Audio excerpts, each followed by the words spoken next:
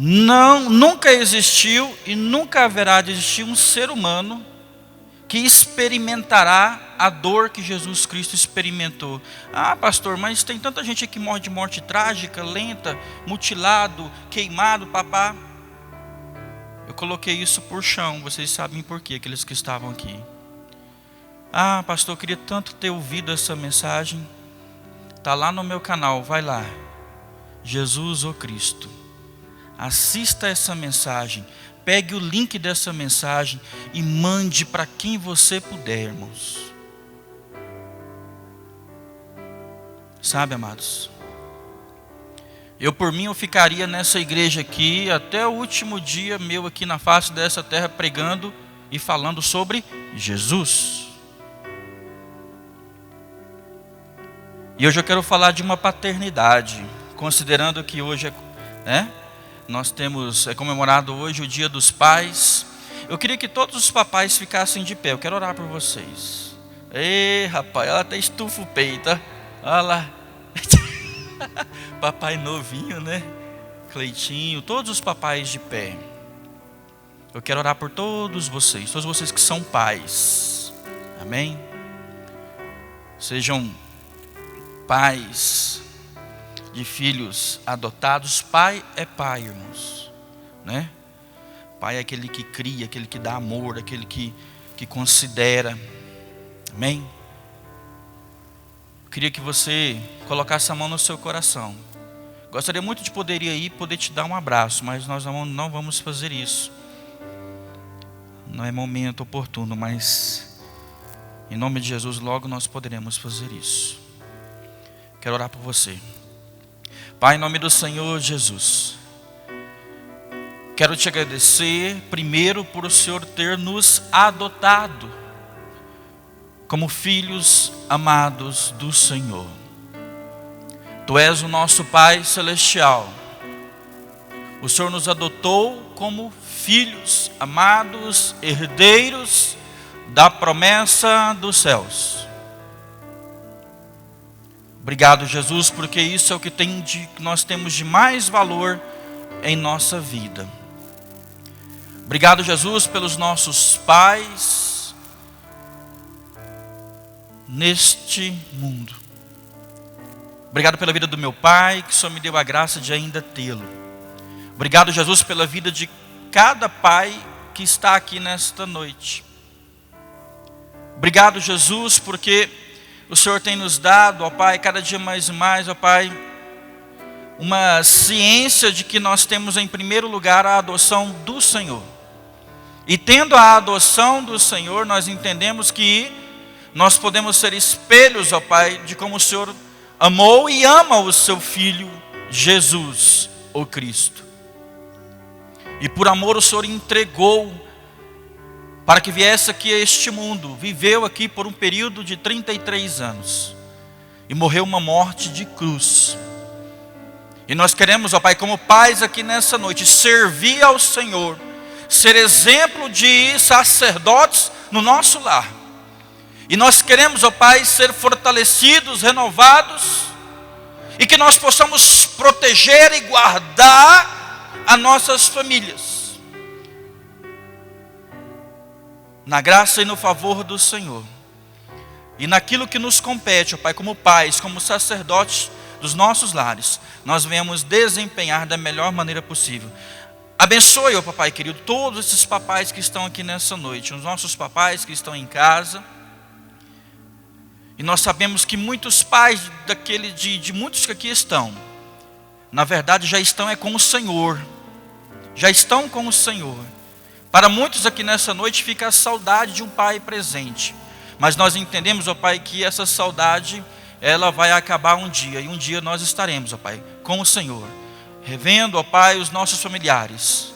E acima de tudo, ó Pai, abraçando e beijando a sua face, que é o nosso Pai celestial. É o que nós pedimos nessa noite, em nome de Jesus. Amém? Toda a igreja aplaudam os papais aqui. Amém? Deus abençoe, podeis assentar. E eu quero falar de uma paternidade muito especial. Abra suas Bíblias no Evangelho de Mateus, no capítulo 1, por favor. Mateus, capítulo 1, verso de número 22 ao verso de número 25. Dentro da genealogia de Jesus, aqui no Evangelho de Mateus, no capítulo 1, nós estudamos que Jacó gerou José, marido de Maria, no qual nasceu Jesus, que é chamado o Cristo. Então Jesus foi recebido e conhecido como o Cristo prometido. No verso de número 22, no episódio do nascimento de Jesus, diz assim: tudo isso aconteceu para que se cumprisse o que o Senhor dissera pelo profeta. A virgem ficará grávida e dará à luz um filho, e lhe chamarão Emanuel, que significa Deus conosco. Ao acordar, José fez o que o anjo do Senhor lhe tinha ordenado, e recebeu Maria como sua esposa. Mas ele não teve relações íntimas com ela, enquanto ela não deu à luz um filho. E ele lhe pôs o nome de Jesus. Amém, amados? Deixa sua Bíblia aberta por enquanto aí nesse texto. E eu quero conversar com você nessa noite sobre esse homem, José. Inicialmente eu quero falar para a igreja que poucos sabemos, poucas informações nós temos sobre a vida deste homem chamado José. A vida de José, esposo de Maria, inquestionavelmente, esse homem, se nós olharmos aqui a genealogia de Jesus, nós vamos perceber que ele pertencia à casa, à família de Davi, uma linhagem real.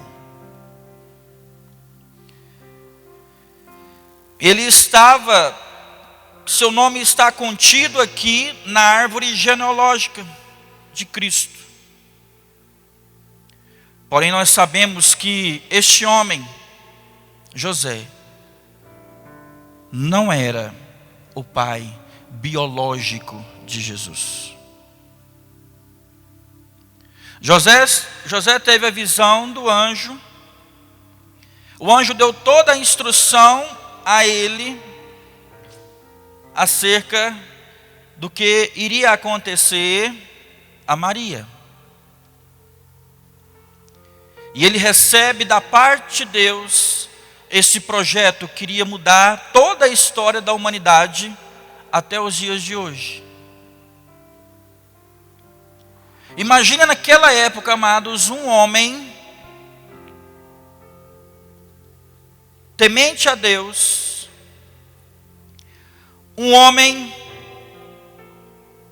que amava a Deus, ter que segurar e lidar com toda esta situação. Aceitar da parte de Deus o maior projeto que esse mundo já experimentou, que é o envio do Salvador. E é muito interessante que ele tornou-se o pai adotivo de Jesus, que haveria de ser o Salvador do mundo. Ele disse: eu recebo toda esta carga, eu recebo todo esse peso desse projeto poderoso e sobrenatural. Além do seu nome estar contido na árvore genealógica, os únicos outros aspectos e até outras informações acerca de José, da vida deste homem, é que, primeiro, ele se casou com Maria, era o esposo de Maria. Segunda coisa que nós sabemos acerca deste homem que a Bíblia fala, que ele morava em onde? Nazaré, na Galileia. Terceira informação que nós temos acerca deste homem. Coloca, por favor, Tiago, a primeira imagem ali de José Maria com Jesus. Sentado, parece que num jardim. Bonita a imagem. Olha lá, que bonito. Vamos olhar para essa mensagem. A gente vai seguindo aqui. Então, a primeira informação que nós sabemos: José, esposo de Maria. Segunda informação: morava em Nazaré. Terceira informação que nós temos acerca de José é acerca da sua o quê? Profissão. José era deixa eu ouvir mais alto, um carpinteiro. A habilidade de José era trabalhar com madeira. O seu ofício diário era a carpintaria. Então, o homem que foi escolhido, a pastora pregou muito bem aqui acerca de Maria. Aspectos, características, entre outros detalhes. E acerca de José, nós não temos muita coisa a não ser essas informações. José era então de Nazaré, na Galileia.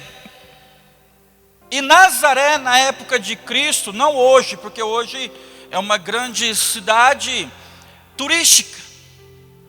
Mas na época que Jesus Cristo morou ali, era uma cidadezinha muito pequena. Talvez nem era digna do título de cidade. Poderia ser uma vila. Porque quando você estuda a geografia bíblica, você vai perceber que aquela cidade possuía entre 400 e no máximo 600 habitantes. Hoje qualquer bairrozinho menor da cidade de Anápolis tem muito mais de 1000 habitantes.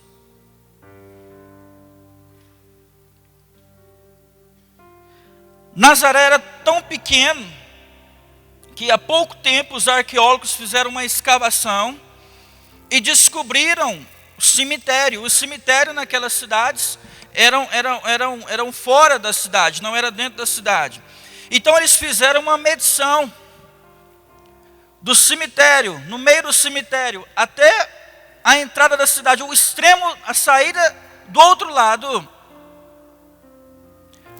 dava pouco mais de 1 quilômetro, 1000 metros.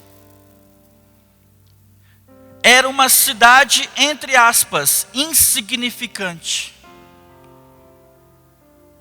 sem nenhum valor econômico, turístico, nada. Sabe, amados? E foi nesta cidade que Jesus, o Cristo, viveu, morou por um bom tempo, trabalhou ali Jesus.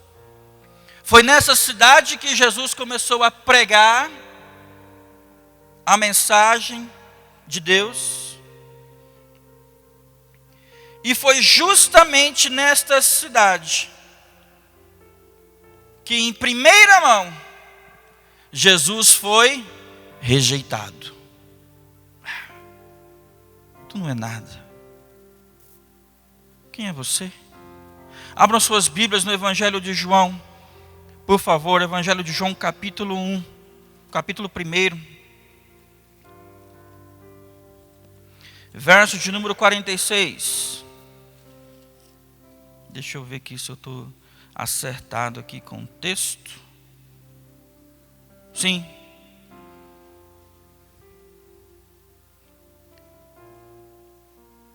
O momento em que Jesus chama Filipe e Natanael para segui-lo. E aí, Natanael quer saber de onde é que vem Jesus. Espera aí, você está falando de um homem, camarada que, né, que Moisés escreveu acerca dele, os profetas também escreveram sobre Jesus. E perguntou Natanael: de onde vem este homem? Nazaré? Nazaré? Aquela currutelinha? Aquela vilinha rejeitada, desprezível, insignificante? Pode vir alguma coisa que presta daquele lugar? Pode vir alguma coisa boa de lá?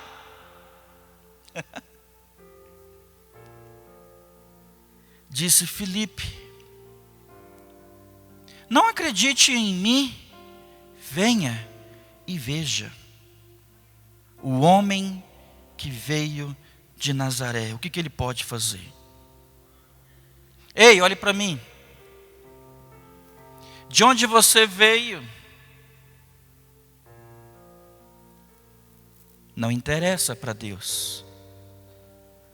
Porque Deus está olhando dentro de você e avaliando outros valores. Já viu aquelas pessoas que vêm de cidade grande, moderna? Porque, eu lembro que quando eu era jovem, que as pessoas, hoje não, hoje foi quebrado essa discriminação, esse paradigma de que Goiás só tinha índio, você lembra disso? Pode vir alguma coisa de Goiás, Anápolis, lá vocês, como é que é? Vocês moram próximo de índio, como é que, vocês lembram disso? A gente era muito criticado. E aquele homem letrado fala: pode vir alguma coisa daquela cidade? Sabe, amados? Em Nazaré, na Galileia, Jesus ainda muito jovem, coloca por favor, Tiago, a outra ilustração de Jesus trabalhando. A próxima, a outra. Olha lá, Jesus jovem, com o seu pai José, aprendendo o quê? A profissão do pai, carpintaria. Trabalhando com madeira. Ó. Madeira. Eu fiz um paralelo, uma ligação. Falei, poxa. Em uma árvore estava a serpente, Gênesis 3. Estava a serpente que fez com que Eva fosse seduzida e que o pecado fosse introduzido no mundo. Madeira. Jesus vem a este mundo, nasce numa manjedoura, um coxinho ali de madeira. A pastora pregou sobre isso aqui, a mensagem bonita, está lá também, depois se você quiser ouvir, está completinha. Jesus vem a este mundo, nasce na madeira, trabalha com a madeira. E o mesmo instrumento no qual ele nasce, o instrumento no qual ele é usado para que ele pudesse ali ajudar no sustento da família, é o mesmo instrumento em que ele é pregado e morto. Uma cruz de madeira. Uma árvore que foi arrancada, preparada, madeira para levar o nosso Salvador. Como eu disse, pouco se sabe acerca deste homem chamado José, o pai biológico, ou o pai que não era biológico, o pai adotivo de Jesus. Mas uma característica nós precisamos deixar bem claro, porque este homem possuía um coração de um homem íntegro. Abra sua Bíblia, por favor, no Evangelho de Mateus, capítulo 1, verso 19.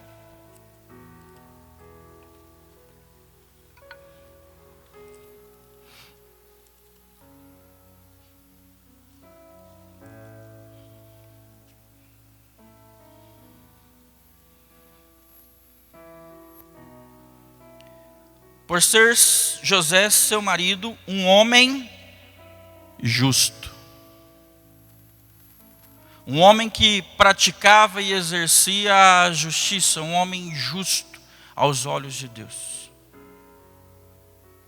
E não querendo expô-la à desonra pública, pretendia anular o casamento secretamente. Ou seja, José estava verificando todas as possibilidades para não expor Maria à desonra pública. E diz o texto, um homem justo, José, um homem justo. O pai de Jesus, José, pai humano, repassou ao seu filho adotivo importantes princípios e valores. Ei, pais, vocês que se postaram de pé aqui nesta noite. Quais são ou quais foram os valores, ou quais serão os valores que serão aplicados aos seus filhos? Nós sabemos, amados, que, preste atenção no que eu vou dizer. Eu nunca preguei isso aqui na igreja, nunca preguei sobre essas questões cristológicas aqui na igreja. Existe um lado que uma fase, um momento oculto, sombreado, da vida de Jesus, que a Bíblia não relata.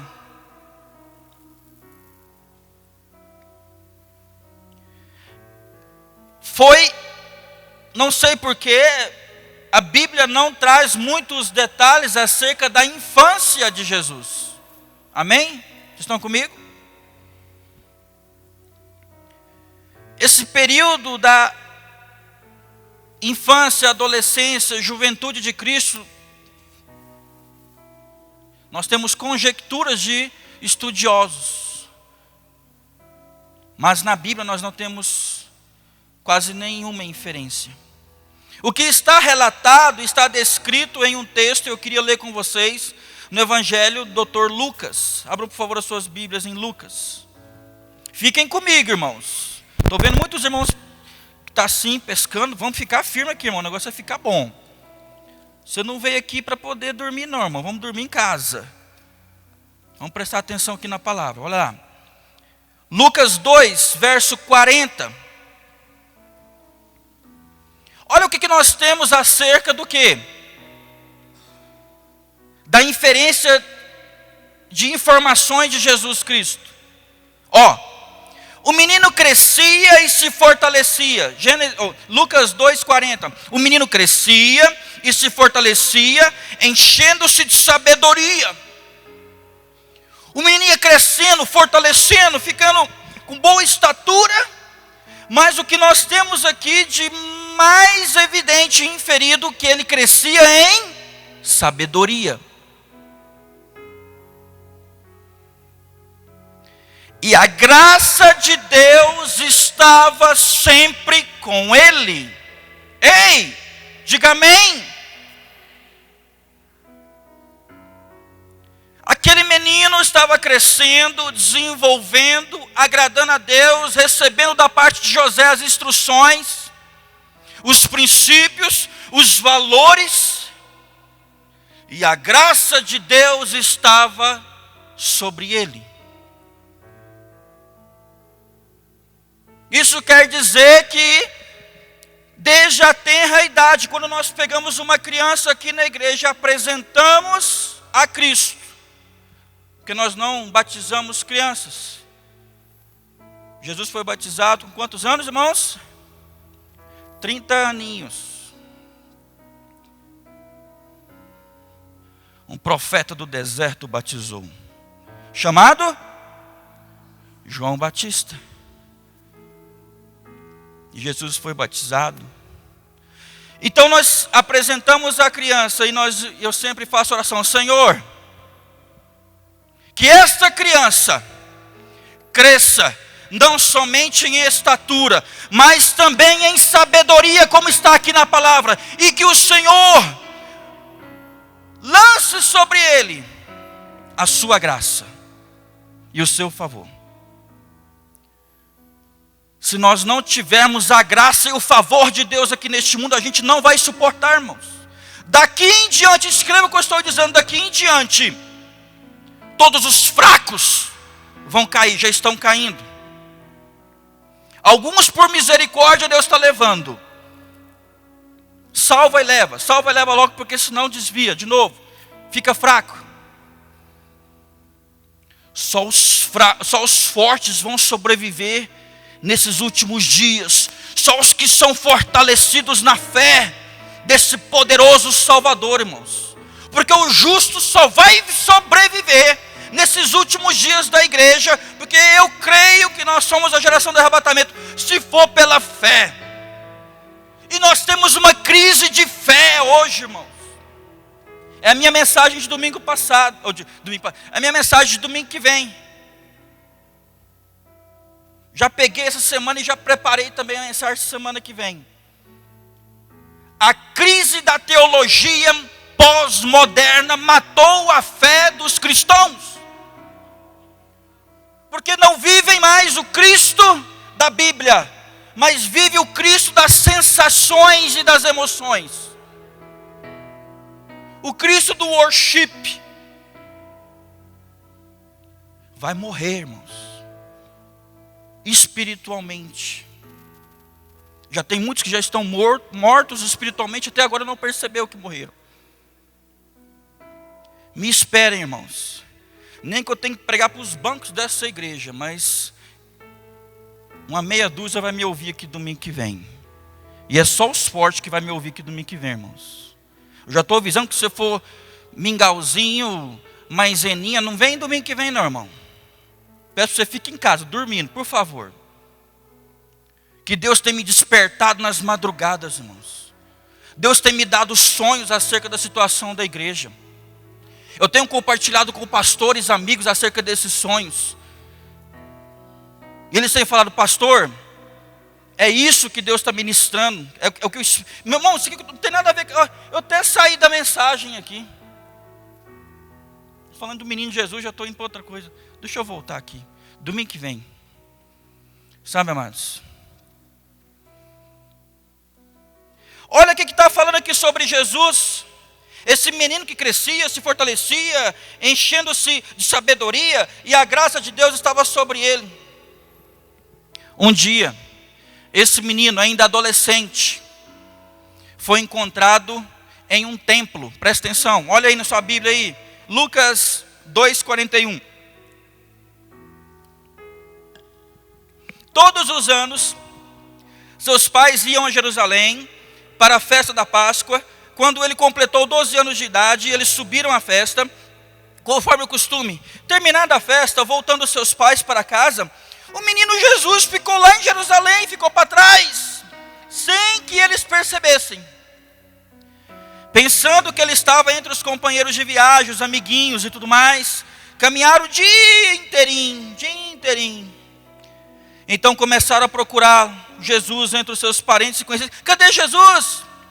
Ele está com você? Não. Cadê Jesus? Ô fulano, ô tio, ô tia, primos, cadê Jesus? Não achavam Jesus. Não encontrando, voltaram então para Jerusalém para procurá-lo. Tinha que achar o filho, imagina, quem é pai sabe, perder um filho, pelo amor de Deus. Já tive a sensação de perder um filho, é terrível, horrível. Depois de 3 dias, 3 dias, irmãos, 3 dias de Jesus sumido. O encontraram lá no templo, sentado entre os mestres, ouvindo-os e fazendo-lhes perguntas.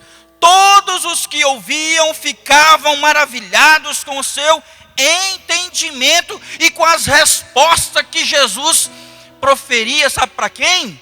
Para os doutores da lei, para os mestres. Um menininho de 12 anos.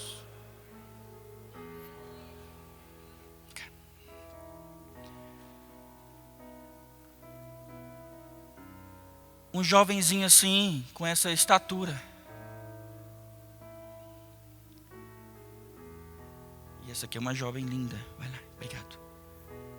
Uma criança, adolescente. E os mestres assim, ó. Ele sabe tudo. Ele conhece toda a lei. Os profetas. Sabe tudo? Como? 12 anos de idade. Todos os que ouviam ficavam maravilhados. Quando seus pais o viram, ficaram perplexos. Sua mãe lhe disse: filho, por que você nos fez isso? Seu pai e eu estamos aflitos à sua procura. E Jesus, 3 dias ensinando no templo. Ele perguntou: por que vocês estavam me procurando? Não sabiam que eu devia estar na casa de meu pai? Ei, olha aqui para mim. Olha o respeito e a consideração de Jesus para com a casa do Pai. Entre aspas, o templo, a igreja. Para que você vem aqui, irmão? Você está na casa do Pai. Você não está na igreja do pastor, até porque eu estou pastor aqui nessa igreja. Amanhã eu posso não estar. Essa igreja aqui não é de homem nenhum, essa igreja aqui é de Deus. E o que é ministrado aqui, proferido aqui, louvores e tudo, você está aqui para dar glórias a Deus, graças a Deus. Porque você está respirando ainda, irmão.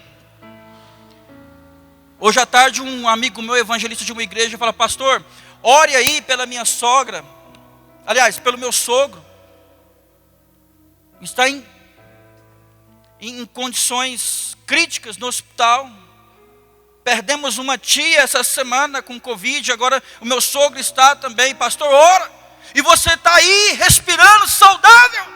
E está desligado, irmão.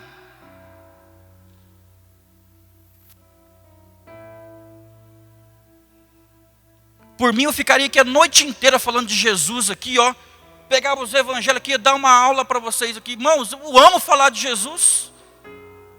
E a gente não consegue sequer ser grato.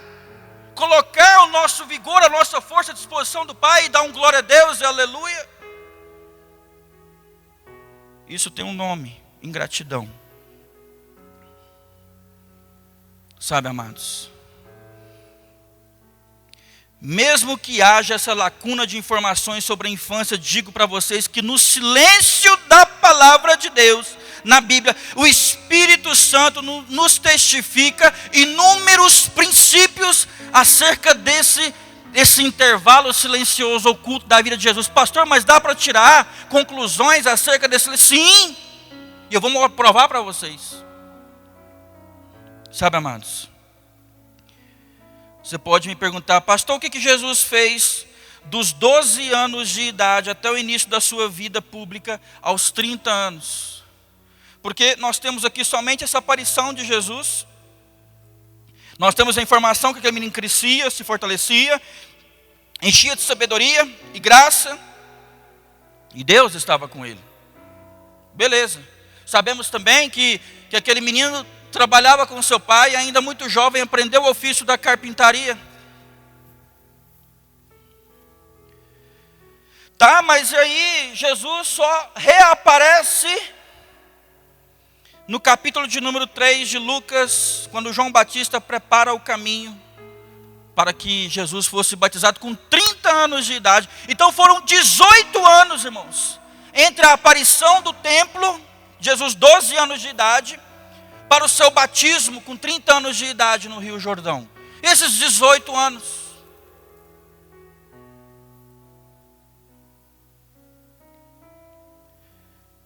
Sabe, amados, 18 anos de silêncio, eu digo para vocês, se tem um lugar que Deus ama falar e revelar os propósitos e a vontade dele, é no silêncio. Sabe essa vida agitada que você tem, aquela loucura, trabalho, você não vai conseguir ouvir Jesus. Sabe esse ativismo louco, essa vontade de aparecer com tudo e com todos? Domingo que vem eu vou falar sobre isso também. Vou falar sobre algumas inserções que Rudolf Bultmann, um grande teólogo, falou acerca da importância do por que Deus não se revela hoje com os seus milagres. Eu vou falar domingo que vem.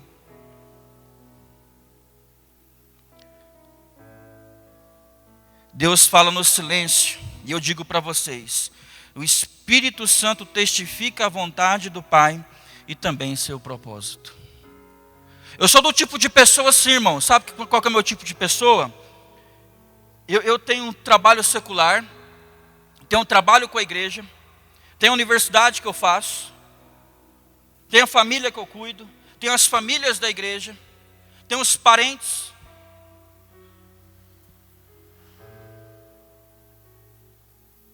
Dificilmente, estou falando que eu não faço isso, mas dificilmente eu tenho 15 minutos do meu dia para poder falar com Deus. Pastor, então você não ora 15 minutos? Mas eu digo para vocês, eu nunca passo mais de 15 minutos sem falar com Deus. Eu posso não ter os 15 minutos para me tirar ali durante o dia, para me poder orar a Deus. Mas no meu pensamento, eu não fico mais do que 10 e 15 minutos sem falar com o meu Deus. Orai sem cessar. Dia e noite. É o dia inteiro pensando em Cristo, conversando sozinho em casa. A mulher às vezes fala, está doida, não preocupa não. Estou pensando alto. Estou falando com Jesus. Estou no banheiro fazendo as necessidades, falando com Jesus, irmão. É bom. Estou tomando banho, estou falando com Jesus. Estou no trabalho, estou falando com Jesus. Estou indo dormir, estou falando com Jesus. O tempo todo, irmão, falando com Jesus. Jesus na minha mente o tempo todo. Sabe, amados? Jesus trouxe do céu toda a sabedoria que lhe era atribuída. Lucas 2, 46 e 47. Com 12 anos, aquele menino trouxe toda a sabedoria que ele precisou de 3 dias para só principiar acerca das coisas de Deus. Um menino de 12 anos. Ele trouxe toda a carga de conhecimento e sabedoria dos céus. Aparentemente, Jesus, olha só, irmãos, tem gente que fala assim, nossa, mas Jesus parece que desperdiçou 30 anos da sua vida, ou que seja esses 18 anos de sua vida, porque não tem detalhes nenhum da vida de Jesus mais, porque dos 12 anos já vai lá para os 30, 18 anos desperdiçados, irmãos, entre aspas, não. Sabe por quê? Jesus estava ali na melhor fase da sua vida. A fase do silêncio, porém na intimidade e comunhão com o Pai, recebendo.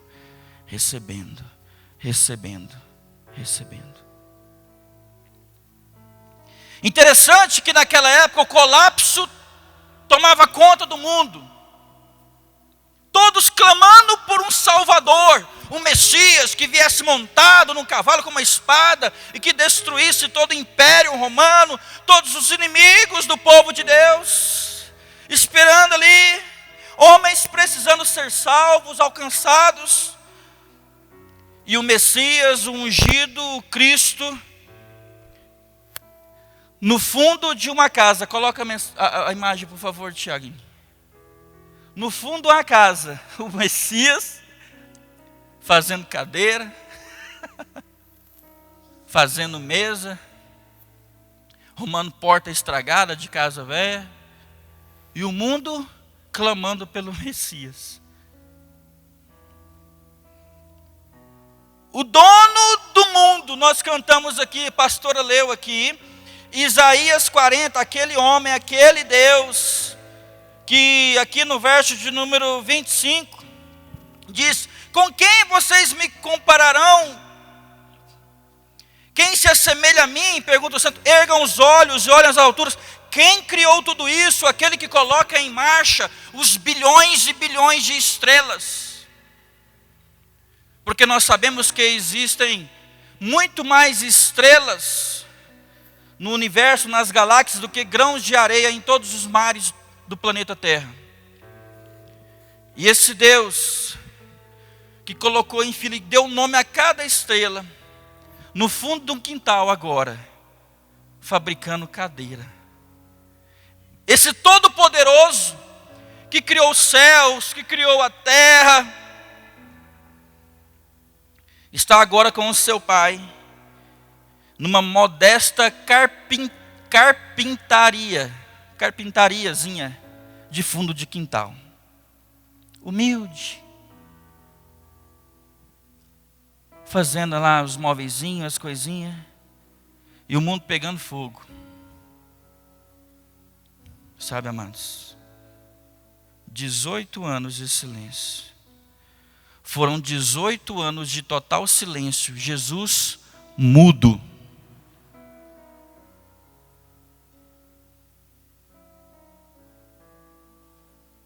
O Deus encarnado, o Todo-Poderoso, Criador dos céus e da terra, servindo em obediência e humildade o seu Pai terreno. Todos os dias trabalhando. Sabe, queridos? E quando esse menino falava, como nós vimos aqui no texto, quando ele foi encontrado no templo, todos ficavam perplexos com tamanha sabedoria. Mateus 13, verso 53. O texto fala assim: um profeta sem honra. Vamos lá, eu já estou quase encerrando.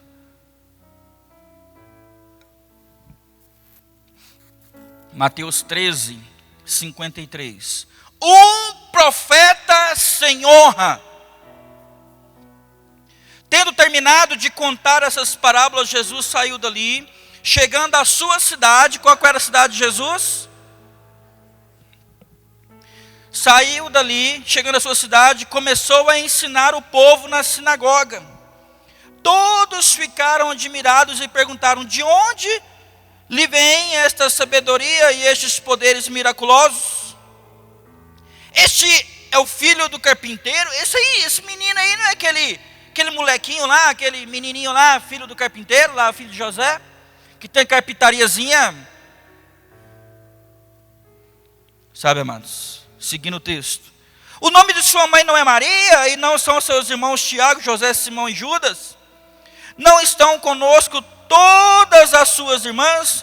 De onde, pois, ele obteve todas estas coisas? Como é que Jesus, esse menino, possui tamanha sabedoria, tamanhas informações?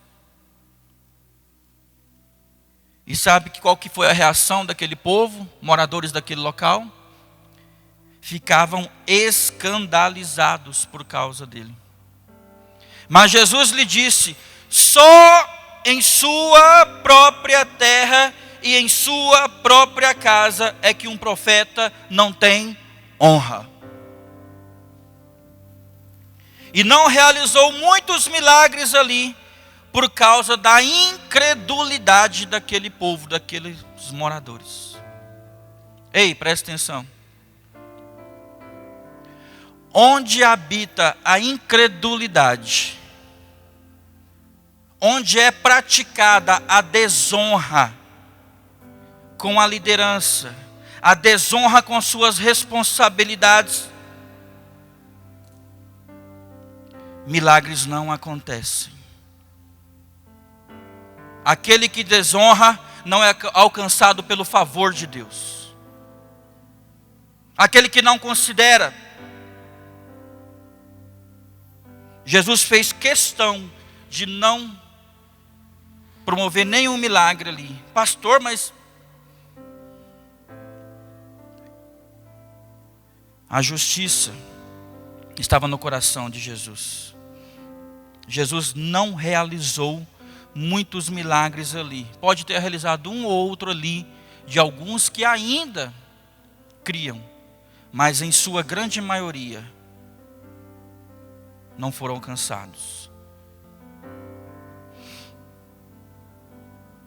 Porém, nesse tempo de obscuridade, no silêncio de Cristo, a luz de Cristo já é refletida. São 18 anos de sombras, porém para os filhos de Deus, eles são claros como a luz do sol. Essa é uma frase de um trecho do livro É Cristo que Passa, de José Maria Escrivá. E eu queria ler rapidamente um texto desse livro que diz assim: por muito tempo que tenhamos considerado essas verdades, devemos encher-nos sempre de admiração ao pensar nos 30 anos de obscuridade que constituem a maior parte da vida de Jesus entre seus irmãos, os homens. Preste atenção. Anos de sombra, mas para nós claros como a luz do sol. Mas resplendor que ilumina os nossos dias e que lhes dá uma autêntica projeção, pois somos cristãos comuns, com uma vida simples, comum, uma vida vulgar, igual a de tantos milhões de pessoas, nos mais diversos lugares do mundo. Jesus, no seu silêncio, ele ministrou para milhões de pessoas. Jesus, o homem, Deus, Criador do universo, Criador de todas as galáxias, Deus, Criador dos anjos. Ei! Legiões e legiões de anjos foram criados por esse menino. Deus. Sabe, amados? E esse menino se reduz a uma pequena chamazinha. Um homem comum vivendo em uma pequena vila, trabalhando com o pai, no fundo da sua casa, para ajudar no sustento da família. O homem que era dono de todo o universo, se reduz a Kenos e se esvazia, para ser exemplo para nós. E aí tem muita gente hoje que se acha muita coisa.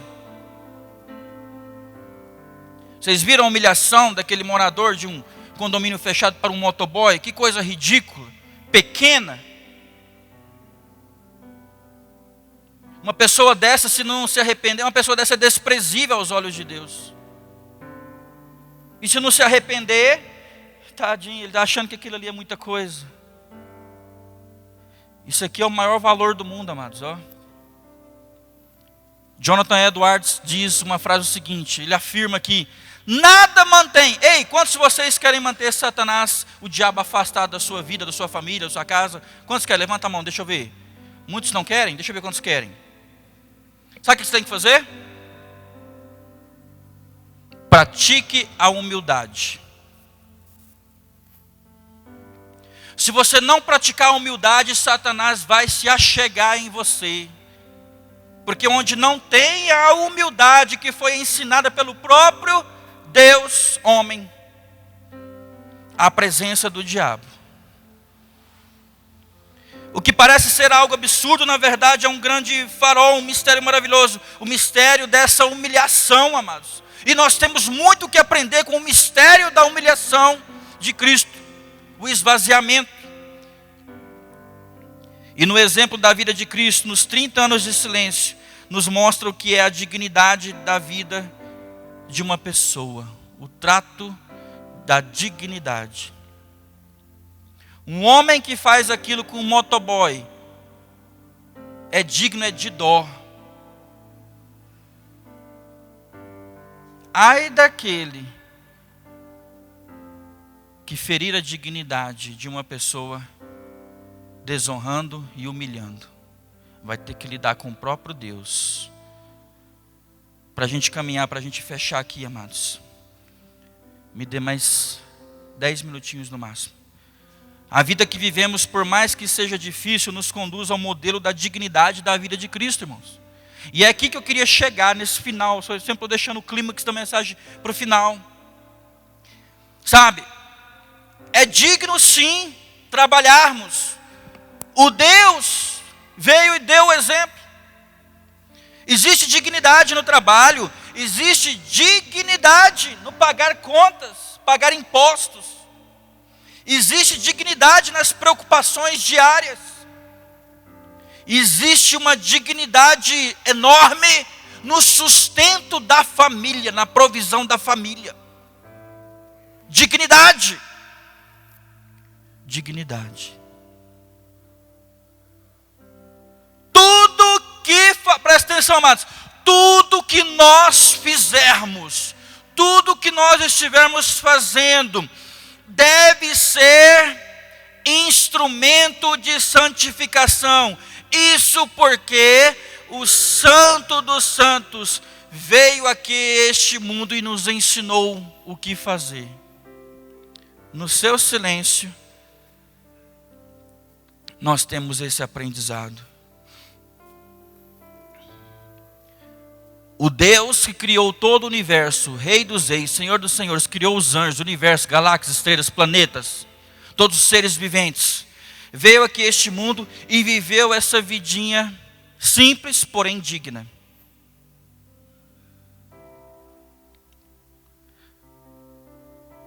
E para a gente finalizar, quais foram as lições de Nazaré? Quais foram as lições deste menino, desse silêncio? Lição número 1, a lição de silêncio. A palavra de Deus que se fez carne discretamente, silenciosamente, viveu em uma modesta vilazinha, de uma cidadezinha chamada Nazaré. Saber ouvir, escutar a voz do Pai.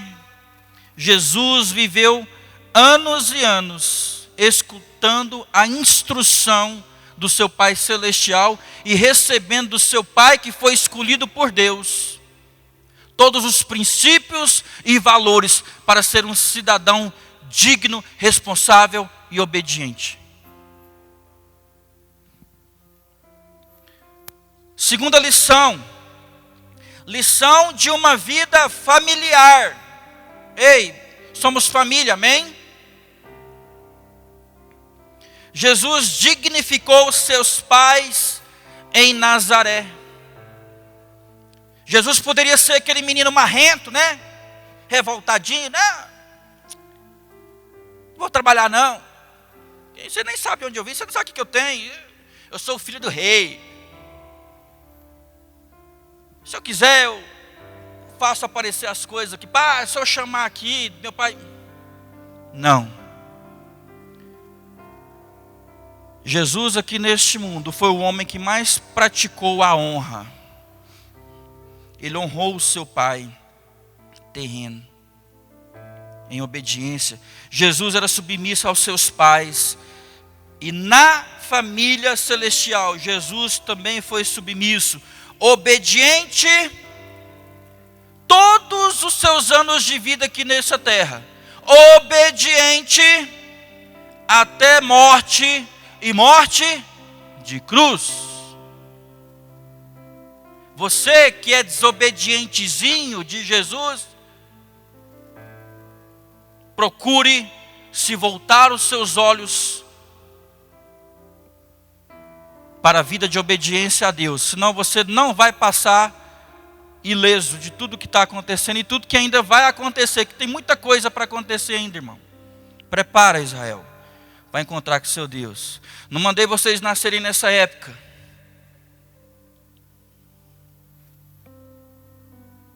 Só vai ficar os fortes, irmão. E por último, então nós temos as lições de Nazaré, a lição do silêncio, a lição de vida familiar e a lição de trabalho. Diga assim, trabalho. Diga mais forte, trabalho. Como trabalhador, Jesus deixa a lição de trabalho, não de trabalho como castigo, que nós temos lá, ainda lá no Éden, como pecado. Porque na verdade, antes mesmo do pecado original, Deus delegou ao homem o trabalho de quê? Fazer o que no jardim, irmãos? Cultivar, cuidar. Zele do jardim. Você é responsável por eles. Não os animais, é você, Adão. Aquele homem amado de Deus era responsável.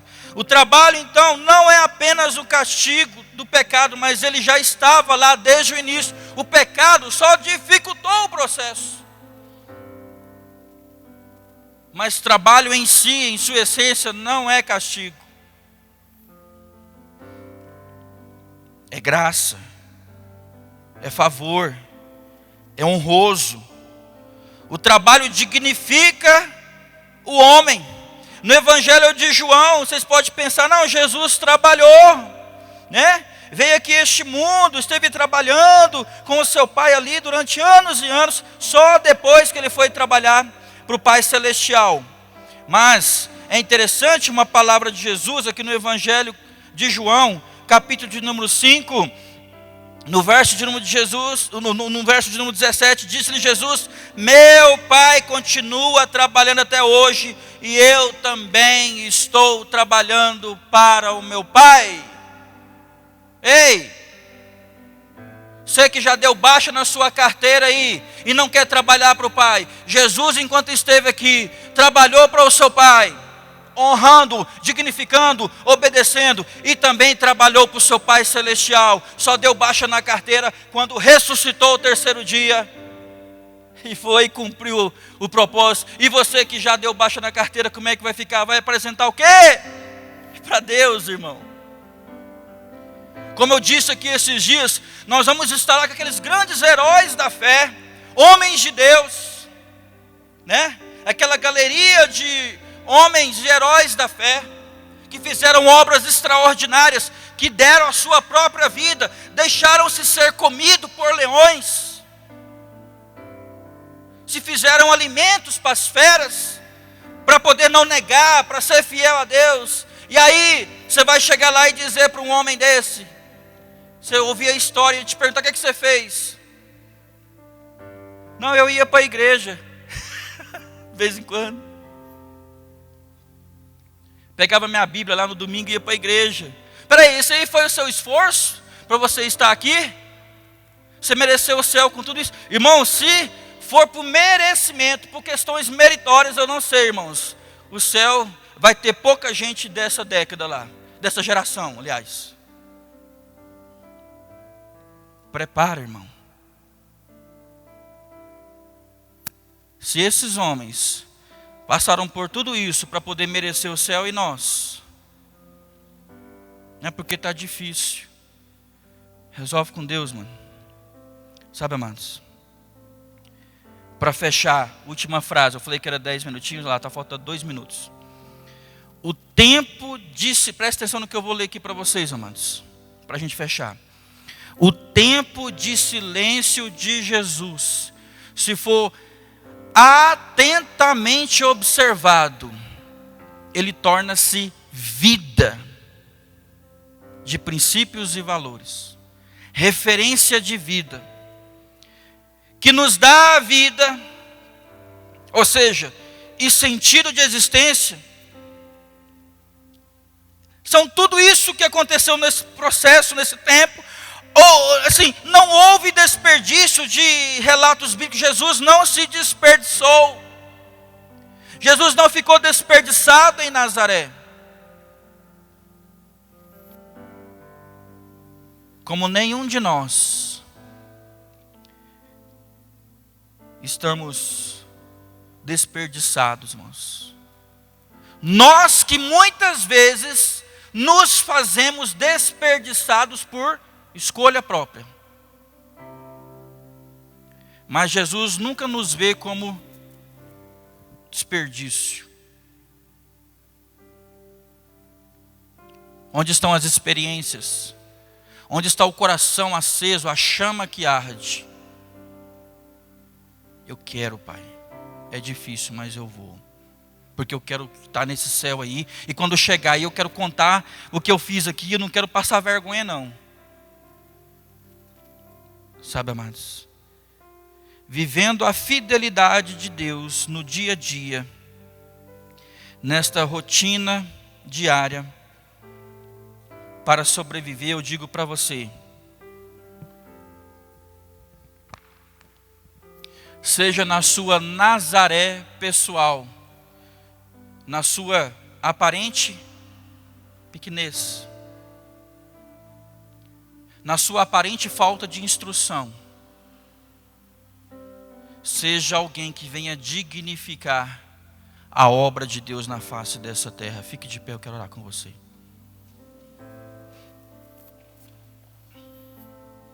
Esta foi a história do pai, do homem que mudou a história da humanidade, também de um menino, que no seu silêncio nos ensinou tanto. Princípios e valores, que se houvesse multidões dizendo, talvez nós não prestaríamos atenção. Mas esse menino, no silêncio da sua infância e juventude, nos ensinou muito mais princípios e valores que várias coleções, enciclopédias de livros poderiam nos ofertar. E eu queria que você colocasse a mão no seu coração agora.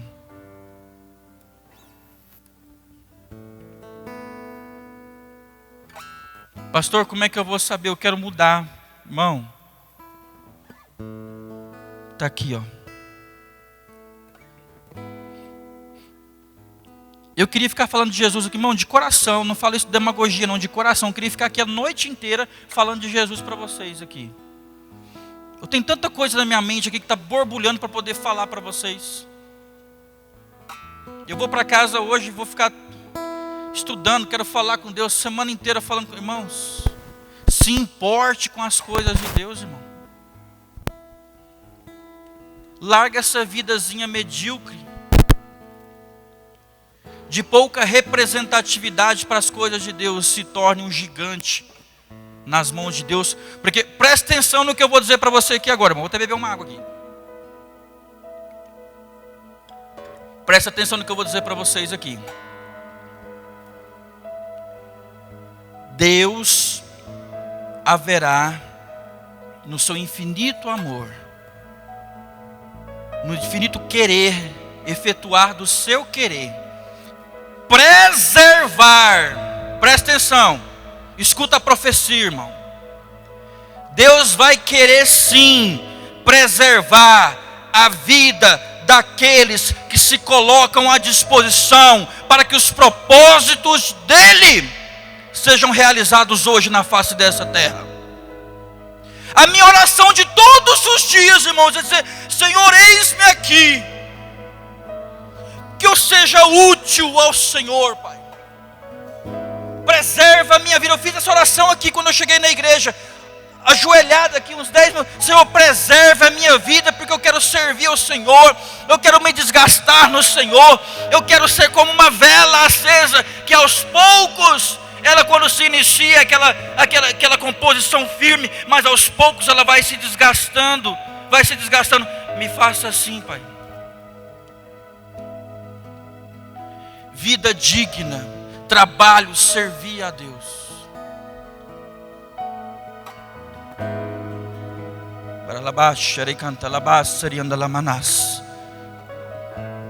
Se você não despertar e acordar, prepara-te, irmão. Deus já está tratando até Romanos. Eu poderia entrar noutra mensagem aqui agora. Deus já está tratando a terra com juízo.